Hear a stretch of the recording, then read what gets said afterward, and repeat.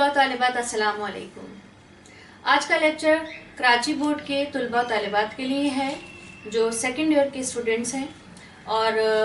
Second year کے students کے لیے اس سے پہلے بھی سر نظم کے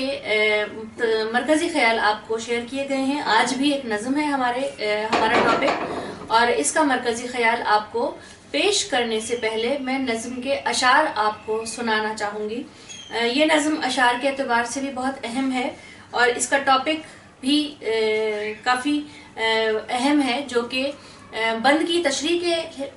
لحاظ سے بھی آپ کو دے دیا جاتا ہے ایگزام میں، اور پوری نظم کا مرکزی خیال بھی پوچھ لیا جاتا ہے۔ لہٰذا آپ اشعار بھی سن لیجئے تاکہ آپ کو بند کی تشریح کرنے میں آسانی ہو، اور اس کا مرکزی خیال میں آپ کو اس کے بعد اس کا مرکزی خیال آپ کے ساتھ شیئر کروں گی۔ نظم ہے ہمارے پاس جشن بیچارگی، اور اس کے جو شاعر ہیں وہ ہیں احسان دانش۔ ہے داغ دل ایک شام سیاہ پوش کا منظر، تھا ظلمت خاموش میں شہزادہ خاور، عالم میں مچلنے ہی کو تھے رات کے گیسو، انوار کے شانوں پہ تھے ظلمات کے گیسو، یہ وقت اور ایک دختر مزدور کی رخصت، اللہ قیامت تھی قیامت تھی قیامت، نوشاہ کا جو سر پہ تھا باندھے ہوئے صحرا، بھرپور جوانی میں تھا اترا ہوا چہرہ، اندوہ ٹپکتا تھا بشاشت کی نظر سے، مرجھائے سے رخسار تھے فاقوں کے اثر سے، کرتا بھی پرانا سا تھا پگڑی بھی پرانی، مجبور تھی قسمت کے شکنجوں میں جوانی، ہمراہ نفیری تھی نہ باجا تھا نہ تاشا، آنکھوں میں تھا بے مہری عالم کا تماشا، مجمع تھا یہ جس خستہ و افسردہ مکاں پر، تھا بھیس میں شادی کے وہاں عالم محشر، دالان تھا گونجا ہوا رونے کی صدا سے، ایک درد ٹپکتا تھا عرقناک ہوا سے،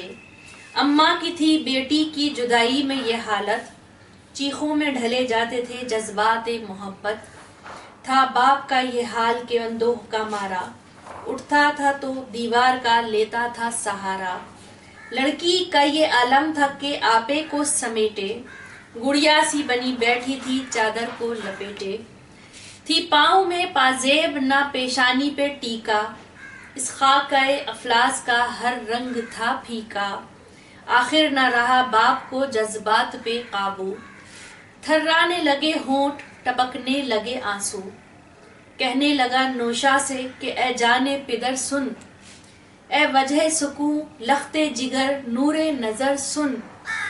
گرچہ میری نظروں میں ہے تاریک خدائی،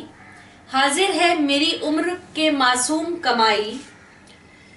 اس سانولے چہرے پہ تقدس کی ضیا ہے، یہ پے کرے عفت ہے یہ فانوس حیا ہے، اس کے لیے چکی بھی نئی چیز نہیں ہے، بیٹی ہے میری دختر پرویز نہیں ہے، غربت میں یہ پیدا ہوئی غربت میں پلی ہے، خودداری و تہذیب کے سانچے میں ڈھلی ہے، زنہار یہ زیور کی تمنا نہ کرے گی،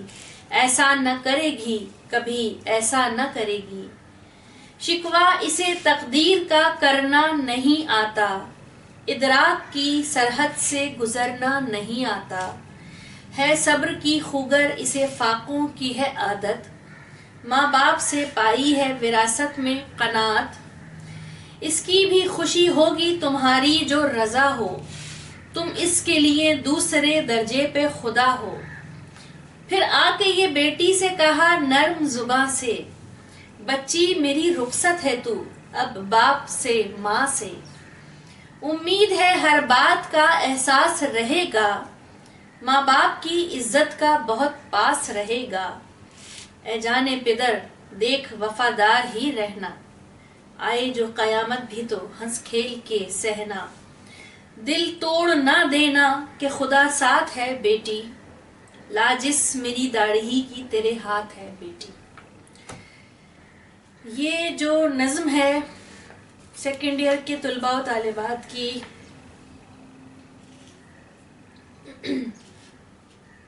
کتاب میں، اس میں جو اشعار میں نے پڑھے ہیں یہ ایک باپ کے جذبات ہیں. اس کی بیٹی کو جس وقت وہ رخصت کر رہا ہے، ایک ایسا باپ جس کی جیب خالی ہے لیکن اس کے دل میں ایک عام انسان کا ہی دل دھڑکتا ہے. اس کی بھی خواہشیں ہیں، اس کے بھی جذبات ہیں، اس کی بھی ضرورتیں ہیں، لیکن اور اس کا بھی کنبہ ہے، اس کنبے کی بھی ضروریات ہیں، اس کے بھی خواب ہیں، لیکن اس کی جیب اجازت نہیں دیتی، اس کے حالات اسے اجازت نہیں دیتے کہ وہ اپنے یا اپنے بچوں کے خواب پورے کرے. وہ ایک غریب شخص ہے، اور اس غریب شخص کے گھر میں جب خوشی آتی ہے، یہاں پہ ایک منظر کشی کی گئی ہے. اور اگر آپ اس نظم کو فیل کر کے پڑھیں، اس پورے منظر کو سمجھ کے پڑھیں، تو ہمیں شاعر کا خیال اس میں بہت اچھی طرح سے نظر آتا ہے کہ اگر احسان دانش کو شاعر مزدور کہا جاتا ہے تو یقیناً انہوں نے اس ایک مزدور، اس ایک غریب کے جو جذبات ہیں اس کی نمائندگی کی ہے، وہ اس کا حق ادا کیا ہے. ایک غریب آدمی کے جو مشکلات اور پریشانیاں، تکلیفیں، جو دکھ اس کی زندگی میں ہوتا ہے، اس کی باریکیاں ان کے اشعار میں جا بجا نظر آتی ہیں. یہ تو ایک نظم ہے، ایسی کئی منظومات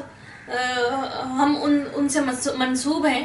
کہ جس میں انہوں نے ایک غریب آدمی، ایک عام آدمی کے مسائل کی نشاندہی کی ہے. چھوٹی چھوٹی باتوں پر، چھوٹی چھوٹی خواہشوں پر انہوں نے قلم اٹھایا ہے، اور اس تکلیف کو محسوس کرایا ہے پڑھنے والے کو، سوسائٹی کو. انہوں نے وہ چیزیں بتائی ہیں کہ ایک عام آدمی پہ کیا گزرتی ہے جب اس کی زندگی میں کبھی خوشی آئے تو وہ خوشی کس طرح سے مناتا ہے. وہ خوشی بھی اپنے ساتھ دکھ لے کے آتی ہے، محرومیاں لے کے آتی ہے جن میں وہ زندگی گزارتا ہے. ان محرومیوں کا احساس اس کے اوپر اس خوشی سے زیادہ غالب آ جاتا ہے جس محرومی میں وہ زندگی گزار رہا ہوتا ہے. اور جب وہ اپنے ہاتھوں کو بندھا ہوا محسوس کرتا ہے تو وہ اور دکھی ہو جاتا ہے، بجائے اس کے کہ وہ اپنی خوشی کو انجوائے کرے، بجائے اس کے کہ وہ اپنی خوشی کے ایک ایک لمحے کو محسوس کرے، ان کو یادگار بنائے. وہ اس کے لیے اور تکلیف دہ ہو جاتے ہیں، وہ اس کو اور کرب میں مبتلا کر دیتے ہیں. ایک غریب آدمی کے گھر میں جب خوشی آتی ہے اور وہ اپنی بیٹی کا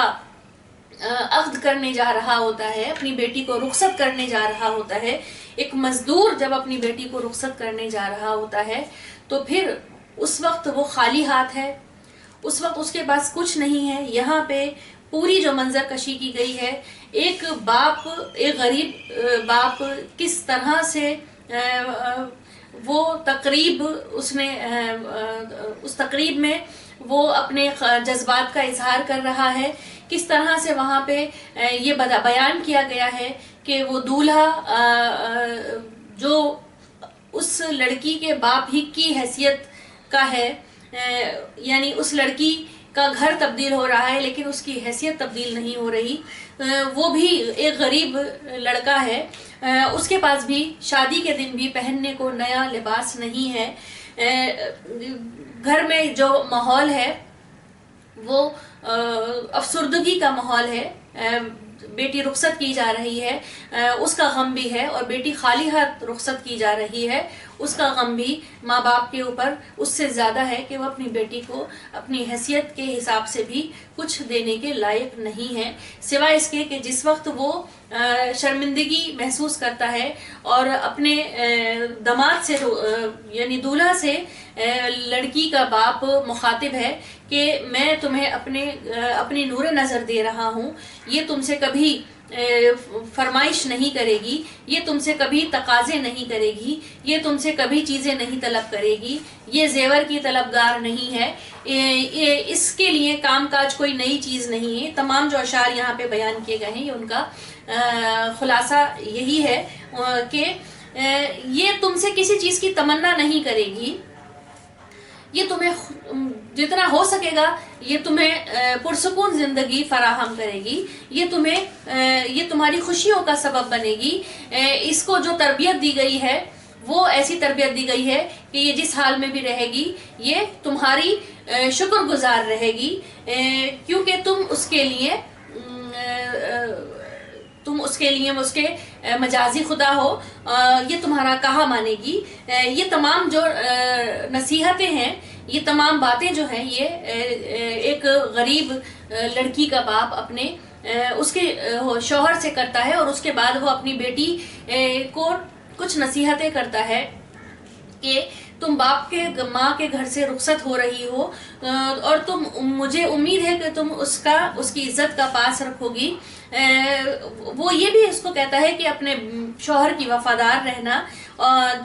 अगर तुम्हारे ऊपर हालात कैसे भी हों, तुम अपने शौहर के घर में हर किस्म के हालात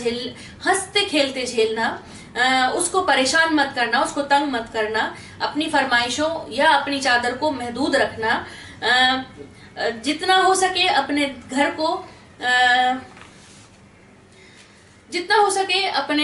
घर को जन्नत का टुकड़ा बना के रखने की कोशिश करना। बेटी मेरा दिल ना तोड़ना, मैं तुमसे जो जो बातें कर रहा हूँ उन तमाम बातों पर अमल करना, क्योंकि आखिरी जो मिसरा है इसका, क्योंकि मेरी जो लाज है अब वो तुम्हारे हाथ है, मेरी जो इज्जत है वो तुम्हारे हाथ है। और जो मिसरा यहाँ पे कहा गया है, जो शेर मैं आपको पढ़ के सुनाती हूँ। दिल तोड़ ना देना कि खुदा साथ है बेटी, लाजिस मेरी दाढ़ी की तेरे हाथ है बेटी। ये अपनी बेटी को पाबंद भी करते हैं कि अब मेरी इज्जत तुम्हारे हाथ है, मैं अपनी हैसियत के हिसाब से जितना तुम्हारा यहाँ पे दाना पानी था मेरे घर पे, मैंने तुम्हें अपनी हैसियत के मुताबिक रखा, तुम यहाँ भी खुशी से रही। अब तुम्हें मैं तुम्हारे शौहर के सुपुर्द कर रहा हूँ।